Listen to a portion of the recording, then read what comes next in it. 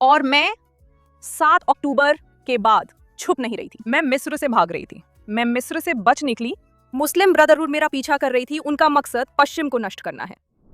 इस हफ्ते मैं वॉशिंगटन डीसी में क्रिश्चियंस यूनाइटेड फॉर इजराइल यानी कुफाई के सम्मेलन में हूँ। सबसे दिलचस्प वक्ताओं से मिलना जिनके पास कुछ बेहद क्रांतिकारी विचार हैं, और बस ऐसे लोगों से मिलने का मौका मिलना जो मेरे जैसे सोचते हैं। अब मेरी एक पुरानी दोस्त है जो हमारे शो में पहले ही 2 बार आ चुकी है, मेरी अच्छी दोस्त डालिया ज़ियादा।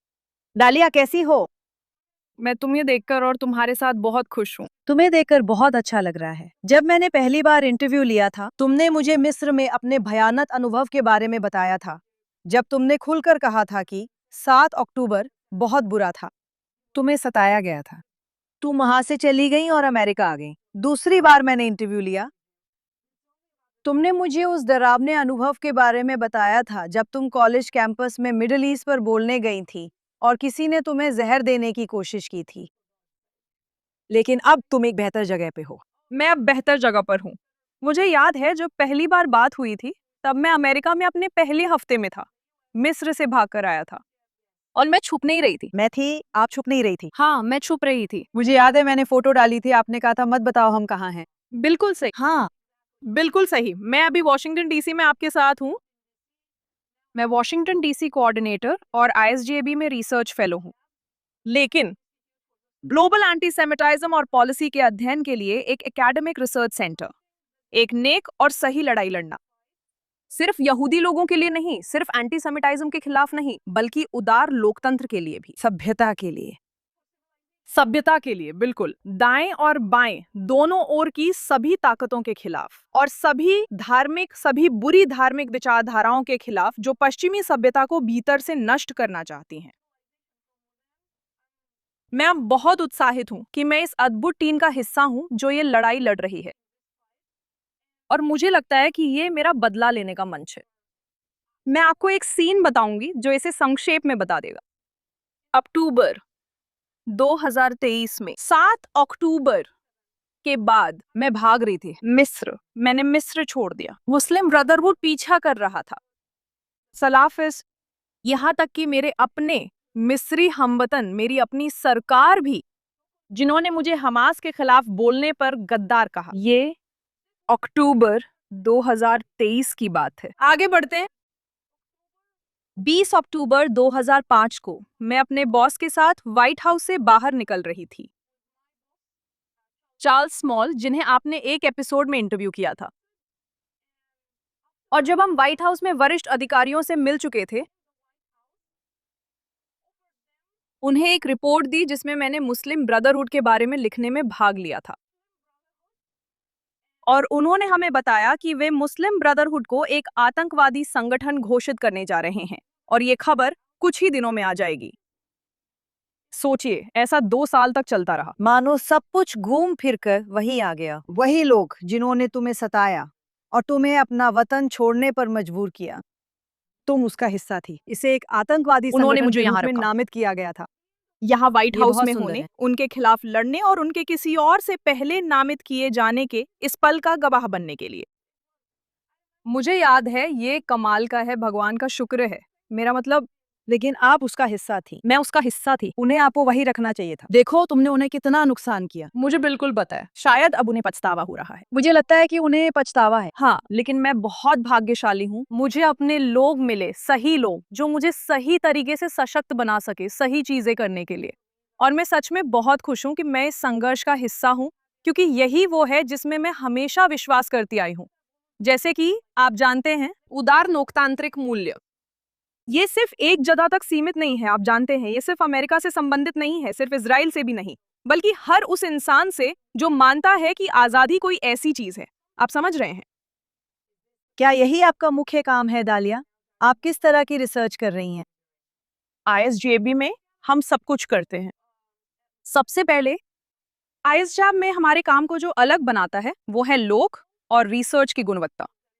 तो लोग, हमारे पास दर्जनों रिसर्चर्स की एक शानदार टीम है। मतलब, मैं 40 से अधिक लोगों की बात कर रही हूँ जो विभिन्न देशों और पृष्ठभूमियों से आते हैं, अलग अलग विशेषज्ञताओं से विभिन्न धार्मिक सांस्कृतिक पृष्ठभूमि शोध को समृद्ध करती है। और दूसरी बात, काम के नतीजों की गुणवत्ता। हम सिर्फ वैसे छोटे छोटे ब्रीफिंग नोट्स तैयार नहीं करते जैसे डीसी में हर कोई करता है, दुनिया के किसी और राजधानी शहर में, लेकिन उच्च स्तर का अकादमिक शोध जिसे मैंने अपनी आंखों से देखा, नीति निर्माता यहाँ और फिर है वैसे ये भी हर जगह है, यहाँ तक कि कुछ अरब देशों में भी जहां हमारे अच्छे संपर्क हैं, वे इसके लिए उत्सुक थे, क्योंकि जो कुछ भी उन्हें मिला है वो सिर्फ सतही है, जैसे सतही जानकारी आप जानती हैं, जैसे लोग सिर्फ ऊपर ऊपर से देख रहे हैं लेकिन कोई भी उतनी गहराई में नहीं जाता जितना हम जाते हैं। संयुक्त राज्य अमेरिका व पश्चिमी देशों के लिए खतरनाक विचारधाराओं का विश्लेषण करते हुए मध्य पूर्व और यहाँ की घटनाओं के बीच कड़ियां जोड़ना, जो बहुत कम लोग कर रहे हैं, खासकर जब इन सभी दावों का सामना करना पड़ता है कि एंटी जायनिज्म एंटी सेमिटिज्म नहीं है और एंटी अमेरिकनिज्म, ये सब आपस में जुड़े हुए हैं। मुझे लगता है हम कुछ खास कर रहे हैं और मैं इसका हिस्सा बन के बहुत खुश हूँ। क्या वो सुन रहे हैं दालिया? क्या नीति निर्माता सुन रहे हैं? क्या वे इस बारे में कुछ कर रहे हैं? क्या उन्हें अब खतरा महसूस हो रहा है? तो वास्तव में न सिर्फ सुन रहे हैं बल्कि अब वे ISG में आते हैं ताकि अमेरिका की विभिन्न बड़ी एजेंसियों के अपने कर्मचारियों को प्रशिक्षण दिला सकें कि कट्टर इस्लामवाद से कैसे निपटना है, हर जगह हो रहे विरोध प्रदर्शनों से कैसे निपटना है, उन्हें ये समझाने के लिए कि इन नारों का क्या मतलब है, इनका इस्तेमाल करने वाले कौन है, यहाँ तक कि उनका विश्लेषण भी कर रहे हैं। मेरा मतलब है हमारा सबसे हालिया प्रोजेक्ट जो हमने अभी शुरू किया है वो DSA के बारे में है। हाँ, और डेमोक्रेटिक सोशलिस्ट एसोसिएशन, जो दरअसल उन्हें खुद को इस्लामिस्ट कहना था। बिल्कुल सही, उनका लोकतंत्र से कोई लेना देना नहीं है, बल्कि उनकी विचारधारा संयुक्त राज्य अमेरिका और पश्चिमी दुनिया के लिए खतरा है। तो हम इन सब बातों पर चर्चा करते हैं और मेरा मतलब है हम इन सब पर काम भी करते हैं। तो और हाँ, नीति निर्माता हमारी बात सुनते और हमारे पास बार बार आते हैं, अब नहीं, या यूं कहें हम उनके पास जा रहे हैं, जानकारी हमारे पास आ रही है, पूछते हैं कृपया हमें ये समझने में मदद करें, कृपया हमें इस मुद्दे और उस मुद्दे के बारे में कड़ियां जोड़ने में मदद करें। तो मुझे लगता है हाँ हम ऐसे हैं, मैं कहूंगी ठीक है, भगवान का शुक्र है कि इस प्रशासन को खतरा और जोखिम समझ में आता है। अगर ऐसा नहीं होता तो मुझे लगता है कि पिछले प्रशासन के साथ हम अभी बहुत बुरी स्थिति में होते। मुझे लगता है कई लोग इन खतरों को देखना नहीं चाहते या इससे उनकी सोच को चुनौती मिलती है। मेरा मतलब है शायद उनके अपने नजरिए से कि दूसरे लोग क्या सोचते हैं, वे कैसे व्यवहार करते हैं या क्या करते हैं। मुझे लगता है कि बहुत से लोग और मैं भी ये मानना चाहती हूँ कि दूसरे लोग भी उन्हीं की तरह सोचते हैं और वे पूरी तरह अलग मूल्यों पर आधारित एक बिल्कुल अलग विचारधारा को समझ नहीं पाते, वे इसे समझ नहीं पाते। समस्या ये है कि इतने लंबे समय तक उन्होंने सोचा कि कट्टरता, हमास और ये सभी समूह और ईरान या तो सिर्फ इजराइल की समस्या है, हाँ या यहूदी लोगों की समस्या। हाँ, वे ये नहीं समझ पाए कि इस नफरत का अंतिम लक्ष्य पश्चिम है। ये सिर्फ इजराइल तक सीमित नहीं है, ना ही सिर्फ यहूदी लोगों तक। और असल में यहाँ अमेरिका में यहूदी समुदाय को निशाना बनाया जाना जो हमने पिछले 2 सालों में देखा, वो संयोग नहीं था। ये सिर्फ इसलिए नहीं हो रहा था क्योंकि हजारों मील दूर कोई युद्ध हो रहा है।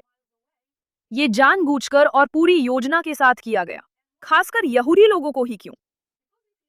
क्योंकि अगर आप इन कट्टरपंथी समूहों के सभी साहित्य को देखें, चाहे वो कम्युनिस्ट हों या इस्लामिस्ट, रेड ग्रीन, हाँ, उनके सभी साहित्य में उनका एक ही मकसद है, पश्चिम को नष्ट करना।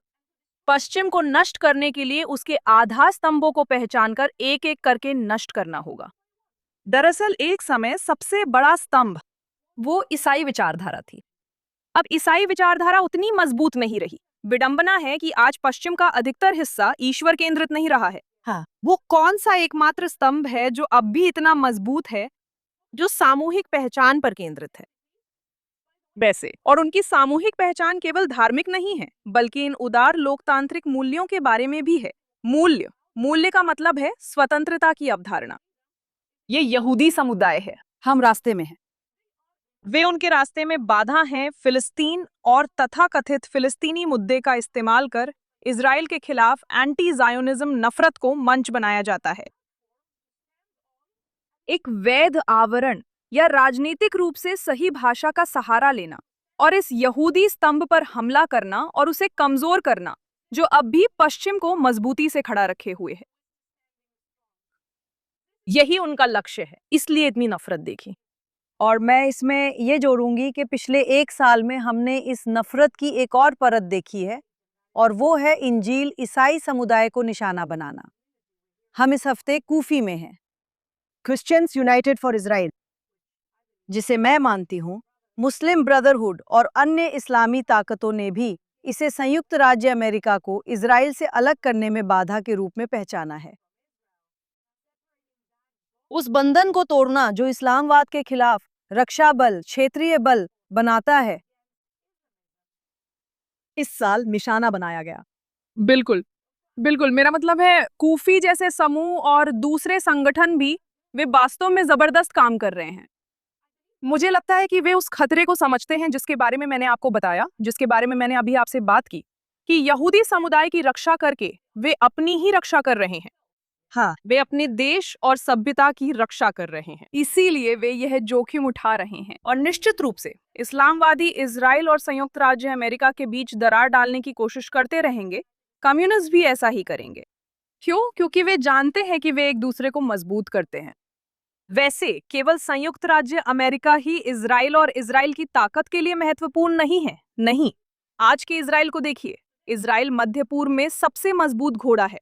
सच में ये मध्य पूर्व की सबसे बड़ी ताकत है। हाँ, और अगर अमेरिका को वैश्विक स्तर पर सिर्फ मध्य पूर्व में ही नहीं बल्कि पूरी दुनिया में सफल होना है, तो उसे सबसे मजबूत घोड़े पर दाव लगाना होगा, जो कि इजराइल है। इजराइल अमेरिका का जबरदस्त सहयोगी रहा है, चाहे खुफिया जानकारी, सैन्य शक्ति या अर्थव्यवस्था हो। और ये क्षेत्र में एकमात्र लोकतंत्र है। हाँ, अभी इसमें समस्याएं हैं, लेकिन ये क्षेत्र में एकमात्र लोकतंत्र है। हाँ, तो इजराइल अमेरिका के लिए उतना ही महत्वपूर्ण है, और इनके बीच दरार डालकर बुरे लोग जीत जाते हैं। तालिया, आप इस क्षेत्र की जानकार हैं। आप इस समय खाड़ी देशों को कैसे देखती हैं? आप यूएई और इजराइल के बीच गठबंधन को कैसे देखती हैं?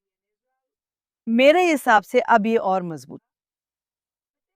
लेकिन फिर सऊदी हैं जो बहुत ही, मैं कहना चाहती हूँ कि वे अपने रुख को लेकर बार-बार बदलते रहे हैं। मुझे पता है कि एमबीएस पर अपने आंतरिक दबाव भी हैं। आप ईरान युद्ध के बाद की स्थिति को कैसे देखती हैं जब हमें नहीं पता कि आगे क्या होने वाला है? और खाड़ी देश जिन्हें खुद इस्लामिक रिपब्लिक ने निशाना बनाया था।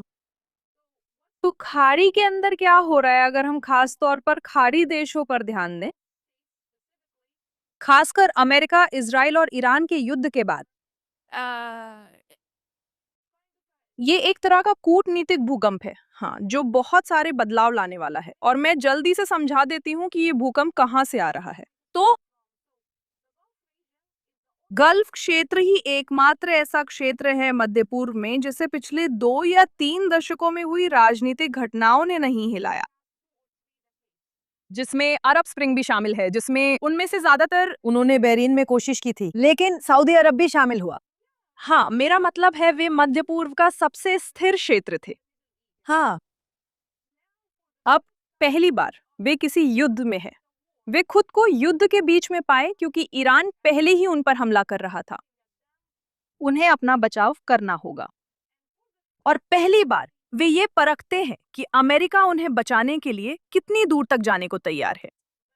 अमेरिका इस परीक्षा में कैसा रहा? बहुत बुरा।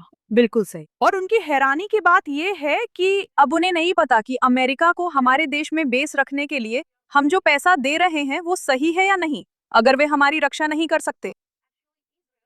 असल में इस युद्ध के दौरान इजराइल ने यूएई का समर्थन अमेरिका द्वारा किसी भी अन्य खाड़ी देश के मुकाबले कहीं ज्यादा किया था।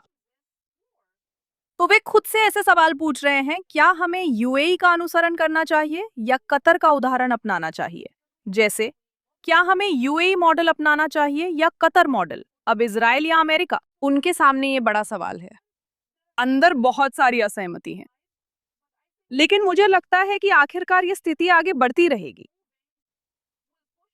उन्हें इस दिशा में धकेलेगा कि वे इजराइल के साथ शांति करें या न करें। इजराइल से संबंध सामान्य बनाना अपरिहार्य, क्योंकि वरना उनके पास क्या विकल्प है? क्या है और इसके कोई अलावा विकल्प कोई नहीं और बचे विकल्प हैं। नहीं है। बिल्कुल सही। मेरा मतलब है, जब तक वे चीन नहीं जाना चाहते, लेकिन फिर वे खुद को हर तरह की मुसीबत में डाल लेते हैं। वे नहीं कर सकते। उन्होंने कोशिश की थी, सऊदी अरब ने भी ऐसा करने की कोशिश की थी। मैं इसका श्रेय उस व्यक्ति को देती हूँ जिसने ये कहा था कि सऊदी अरब बहुविवाह के लिए जाना जाता है। लेकिन उन्होंने अलग-अलग साथियों के साथ कोशिश की है। वे अमेरिका, चीन, ईरान, ब्राजील सहित सभी के साथ कोशिश करते हैं, आप समझ सकती हैं। तो लेकिन वे अब भी जानते हैं कि मध्य पूर्व में अमेरिका ही बॉस है और अब इजराइल मध्य पूर्व में सबसे बड़ी ताकत है।